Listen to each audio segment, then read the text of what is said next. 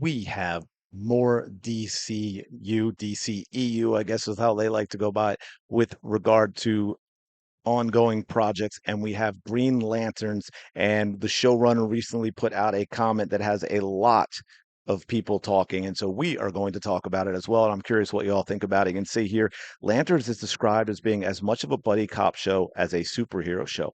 I get that is cool. Like to me, I like that. For those of you that might be a little bit older for me, although I was younger at the time, but I know it's sort of the epitome of the buddy cop show because I think it did it so well and broke new ground, and that was Lethal Weapon. That would be fantastic. Here's the problem a lot of people are having with what we've seen from superhero movies, from Star Wars movies, from a lot of movies in the recent past.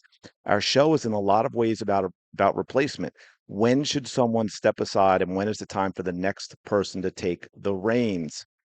And I've seen a lot of comments of people who are not too happy with that, specifically that word replacement. Now, I know these two characters, um, it's very true to the comics in terms of these characters and their journey together and, replacing Hal and all of that.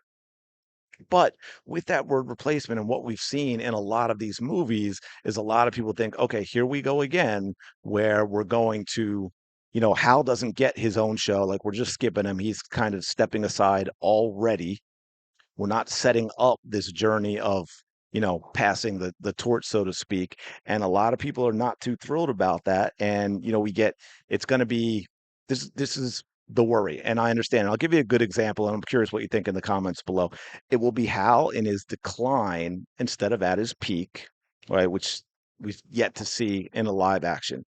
Of course, John being preachy as well. Hold on, let me see if I can. Yeah, sorry, I had this for you. I wanted to show you because I was jotting stuff down like this. Shout out to D2 to DT2 Comics chat. I think he says a lot of the things that people are worried about. Old Man Hal will be a source of ridicule, scorn, shown with no dignity at all. John's constructs will be intricate and well thought out. Hal's will be dumb and oversimplistic, a big green fist. And I've seen that already as well. People talking about that. Oh, that's just Hal like you can do all these things. It's about being creative and using your imagination, and Hal just likes to hit things with a big green fist. They're going to speed 80% of the show out, spend 80% of the show out of costume. Yeah, well, I worry about that. I like the cop buddy idea, but I don't want it to be predominantly them out of costume and not being Green Lantern. It will be more white man bad panderificness, I guess he's putting that. Surprise, there's going to be a Ray Lantern. Shout out to Ray Skywalker. That's better than both of them and laughs as she runs circles around them. Did I miss anything? Sort of putting out the all of the tropes that we've experienced recently. And here's the example I want to give you that what I'm worried about with this, which is similar to this. I don't think all of those things are included. I think it's just the list, and it may not be any of this, but wording it the way they did with what we've seen. For those of you that've seen Hawkeye, hey, I like Hawkeye as a character. I loved Jeremy Renner's portrayal, again, passing the torch to Kate Bishop, right? Great. I get it. Comics and this and that. But here's what the show did.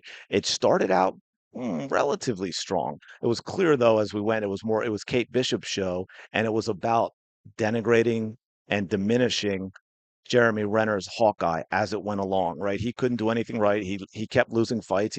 He lost to multiple women throughout the show. You know, Kate Bishop from I don't even remember how high up was pretty high. If you remember the number of the floor there, where she goes out the window, never done anything like that, and then managed to go down the side of a building, having never practiced it at really, really high speed, and yet jump and land on her feet without being hurt. And then Jeremy Renner goes out a window and he gets stuck in the big Christmas tree and he can't get out. And then Kate Bishop shoots the line and the tree, and it's just a mess. And it was just the whole show seemed to be about diminishing Hawkeye and raising up Kate Bishop as opposed to a good quality show of passing the torch. And look, they got some things right. I want to be clear. This isn't about bashing all of this or hating it, but although I know I'll get those comments. Jeremy Renner's, I loved him as Hawkeye. I thought Haley Steinfeld was a great casting for Kate Bishop. She did a fantastic job in what she was given. And the two of them in their scenes and the relationship they developed, that was fantastic. I love that about the show. The rest of it, which seemed hell bent on diminishing Hawkeye, that I had a problem with. And that's why people are worried from what we've seen that we're going to get this type of stuff in this show as well. And when the showrunner's out there talking about it's a replacement story, you can imagine that people who are not too happy with stuff we've got recently are going to wonder what that means. If the buddy cop part is portrayed as well as the Kate Hawkeye relationship, Cliff relationship in Hawkeye, that's awesome.